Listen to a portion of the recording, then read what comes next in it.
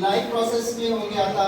अब आते हैं लाइफ प्रोसेसेस क्या होती हैं। What our life processes? Unicellular organism, the entire surface is in contact with the environment. Unicellular organism जो होते हैं क्योंकि एक ही सेल के बने होते हैं, तो पूरा जो सरफेस होता है यानी पूरी बॉडी जो होती है वो एनवायरनमेंट के कांटेक्ट में।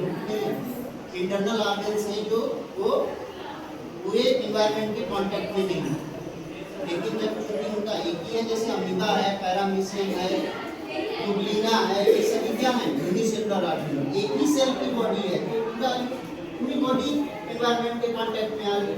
सो no specific organs are needed for food intake, gas exchange और रिमूवल ऑफ वेस्ट। इसलिए इनको किसी प्रकार नहीं होती है, चाहे वो खाने के लिए हो चाहे वेस्ट मटेरियल बॉडी से बाहर। ठीक है। In multicellular organism all cells are not in the contact with the environment. Multicellular organism जितने भी एनिमल्स हैं, प्लांट्स हैं, जिनमें एक से ज़्यादा सेल्स होती हैं, उनके सारे बॉडी पार्ट्स जो होते हैं वो एनवायरनमेंट के कांटेक्ट में नहीं आते। So simple diffusion will not meet in the requirement for all the cells. Simple diffusion possible नहीं होती, यानी एक ही अगर सेल होगी तो सेल के अंदर बैठ जाती, डायरेक्ट इसमें सेल के अंदर साइटोप्लाज्म बाहर निकाल दे। अब चूंकि इसमें बहुत सारी सेल्स हैं, लाखों सेल्स हैं, करोड़ों की संख्या में सेल्स हैं, तो कुछ सेल्स उसके अंदर रह जाती हैं। तो जो सेल अंदर है उसके बाहर से बहुत सारी सेल्स कवर की हुई हैं, तो अंदर ना तो वो भी पहुंच सकता है, ना ही कोई गैस भी पहुंच सकती है, चाहे ऑक्सीजन हो चाहे अदर गैसेस हो। ठीक है। That's why they have specialised body parts to perform variations. इसलिए उनके अंदर कुछ स्पेशलाइज्ड बॉडी पार्ट्स होती हैं, बॉडी ऑर्गन्स होती हैं जो एक पर्टिकुलर फंक्शन करते हैं। ठीक है। जैसे डाइजेशन के लिए क्या होता है? डाइजेस्टिव सिस्टम होता है। सांस लेने के लिए रेस्पिरेटरी सिस्टम होता है जिसमें लंग्स वगैरह आते हैं। A transportation system is needed to carry food, oxygen, all the body parts and waste product from the tissues to its जैसे ट्रांसपोर्टेशन सिस्टम होता है, ये क्या करता है? फूड और ऑक्सीजन को कैरी करके हर एक सेल तक पहुंचाता, और वो सेल्स में क्या करते हैं? उसको यूटिलाइज करके ऑक्सीडेशन रिएक्शन करके, कल भी बताया था, ऑक्सीडेशन रिएक्शन करके उससे एनर्जी प्रोड्यूस। अब अगर हम कोई कार्य करेंगे, कोई वर्क परफॉर्म करेंगे, जैसे हाथ से कर रहे हैं, तो इसमें जितनी सेल्स हैं, लाख, 2 लाख, 10 लाख, जितनी भी सेल्स हैं, सब थोड़ी थोड़ी एनर्जी देंगे, उस एनर्जी से भी कोऑर्डिनेशन होगी। Waste product from tissues to excretory system, waste product हैं वो एक्सक्रीटरी सिस्टम तक पहुंचते हैं, फिर वहां से डिस्पोज ऑफ करने के लिए वो आगे उसमें चलते हैं। ठीक है। अब नेक्स्ट आता है न्यूट्रिशन। न्यूट्रिशन क्या होता है?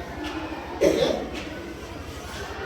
Nutrition it is the process of transfer of energy source from outside the body to the inside. Energy source जो कि बाहर हैं और उनको बॉडी के अंदर जाकर के उनसे एनर्जी को ऑब्टेन करना क्या होता है? ठीक है। It is needed for body growth, development and synthesis of protein products.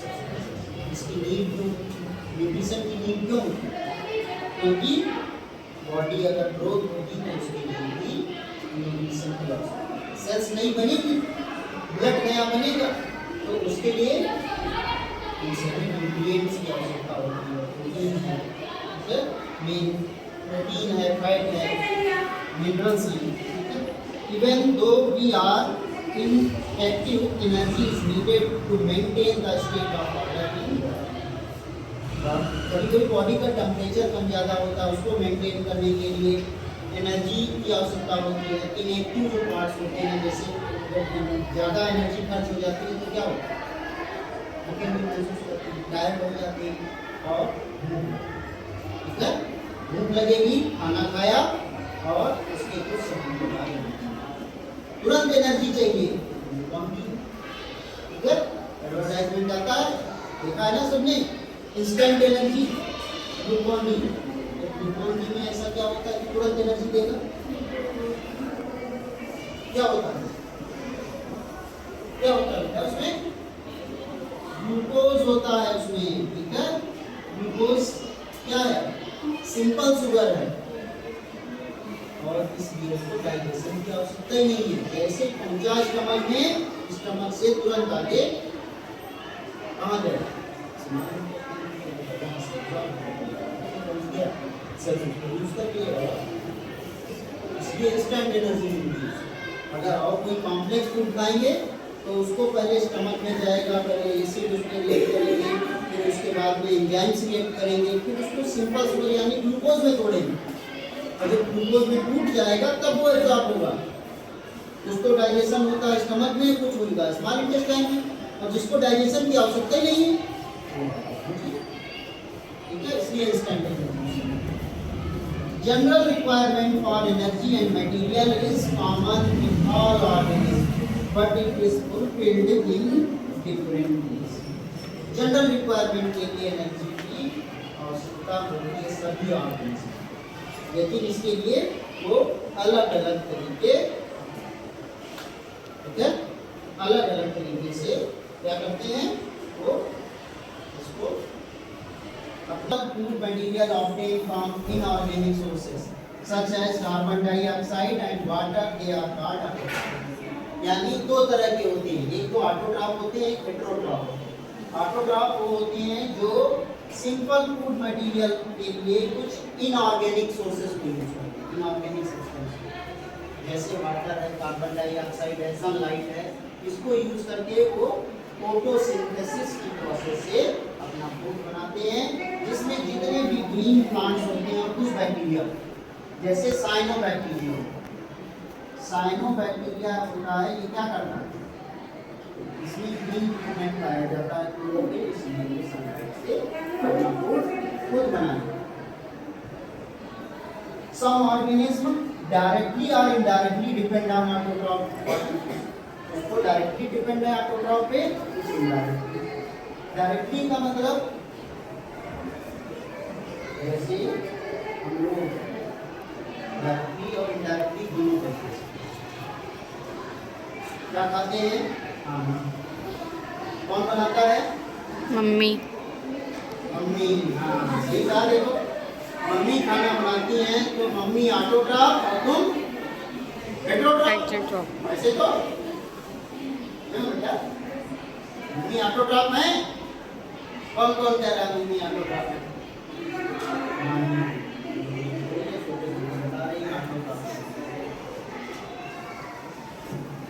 हमारी मम्मी ऑटोट्रॉफ है, हैं?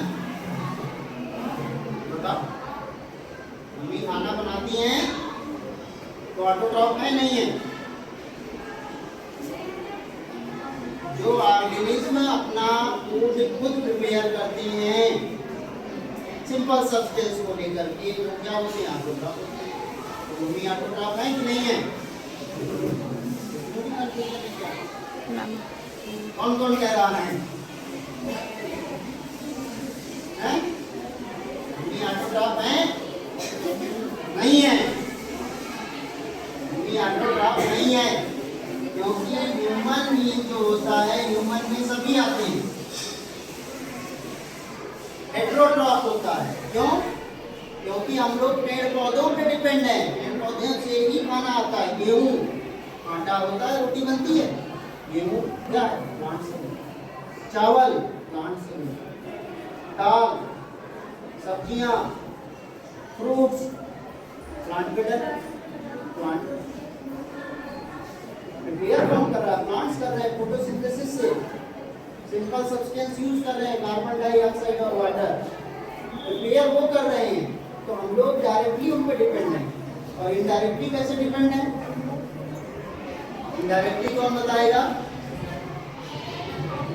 हाँ, नॉन वेज वाले, मुर्गा, बकरा,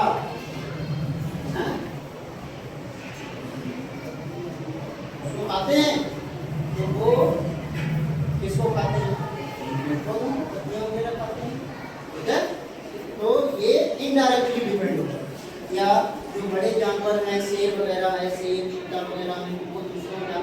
बना के खाते हैं, तो ये इनडायरेक्टली डिपेंड होगा, ठीक है। दे आर कॉल्ड हेटेरोट्रॉप्स, इनको हेटेरोट्रॉप कहा जाता है। एनिमल्स एंड एनिमल्स और फंगी किस पे डिपेंड है? प्लांट्स पे, डायरेक्टली और indirectly. They utilise complex substances which are broken down into simpler with the help of biocatalyst or enzymes। हम लोग जो खाते हैं वो कॉम्प्लेक्स सब्सटेंस है। रोटी खा रहे हो, रोटी में क्या है? स्टार्च है। स्टार्च क्या है? कॉम्प्लेक्स शुगर है। और चावल खा रहे हो, चावल में स्टार्च है, कॉम्प्लेक्स शुगर है। तो वो जाकर के तो क्या होता है उसका क्या होगा? पहले उसके बायोकैटलिस्ट यानी एंजाइम्स हमारी बॉडी के पार्ट्स होते हैं, जैसे स्टमक है और स्मॉल इंटेस्टाइन है, इसमें एंजाइम्स सेक्रेट होते हैं।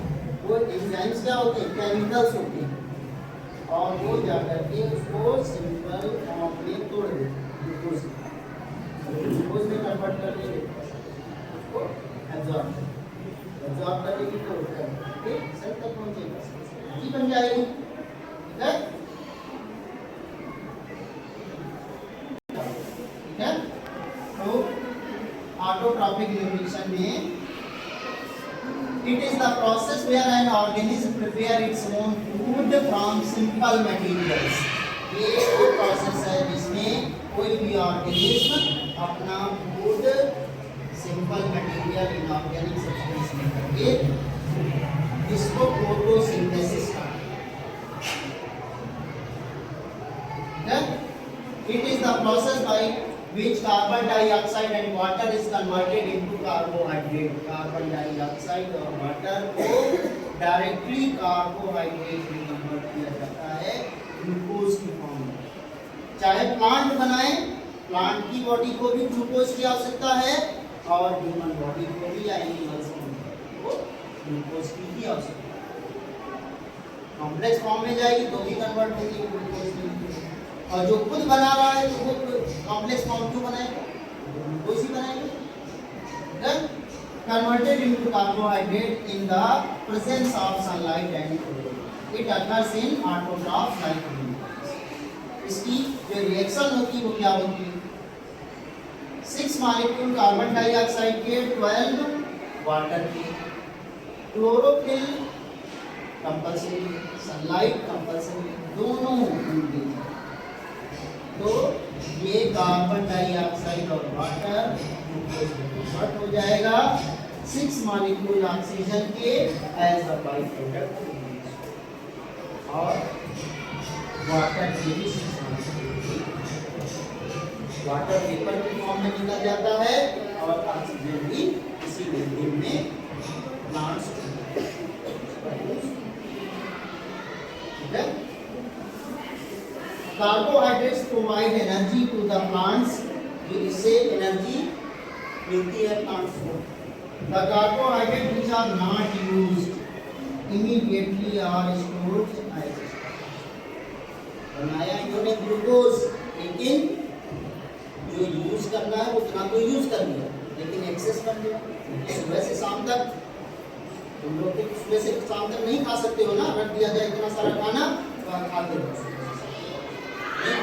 लेकिन प्लांट्स बनाते रहते हैं, लेकिन कंज्यूम करने की भी एक कंज्यूम करते हैं, बाकी जो बचता है उसको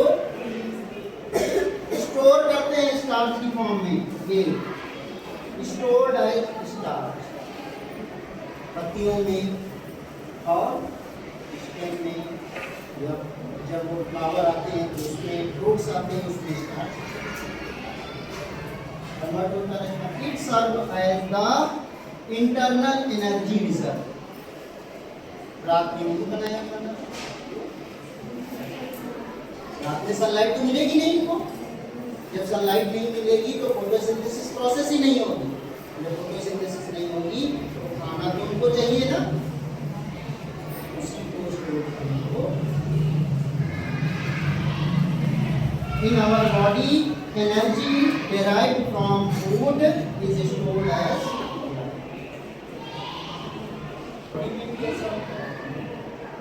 खाना तो खाया, तुमने स्टोर फूड कहाँ रखा? फ्रिज में रखा। जब भूख लगी उठा के खा लिया। तो उनके लिए तो फ्रिज कोई है ही नहीं, तो वही बच्चियाँ भी भूख लगी जैसे खा लिया रात में, फिर सुबह बनना है। ठीक है, ये तो पूछने वाली बात नहीं।